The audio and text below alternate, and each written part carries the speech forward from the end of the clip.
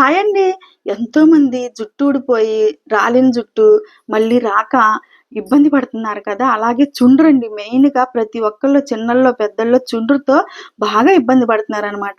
అలాగే మన ఇంట్లో గనక ఇలా హెన్నాలాగా మనం ఇలా తయారు చేసుకుంటే మనకి ఊడిన జుట్టు మళ్ళీ వచ్చిద్ది. అలాగే జుట్టనేది ఊడకుండా బలంగా గూడా ఉంటది. చుండ్రనేది బాగా పోయిద్దనమాట.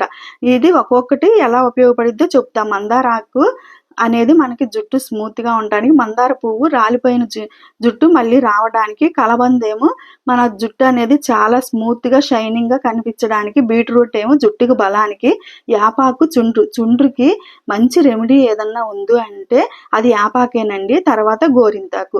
ఈ గోరింటాకుని మనం హెన్నాలాగా తయారు చేసుకొని దాంట్లో ఇయన్నీ ఏసి మనం మెత్తగా పేస్ట్ చేసుకొని మన జుట్టుకి పెట్టుకుంటే మన జుట్టు అనేది చాలా ఆరోగ్యంగా ఉంటది. నెలకు 2 సార్లు గానీ మీకు వీలు లేకపోతే ఒక్కసారైనా సరే ఇలా చేసుకుంటే మీ జుట్టు అనేది చాలా హెల్తీగా ఉంటదండి. ఎందుకంటే ఇప్పుడు చాలామందైతే జుట్టు సమస్యతో బాధపడుతున్నారనమాట. అంటే జుట్టు రాలిపోవడం.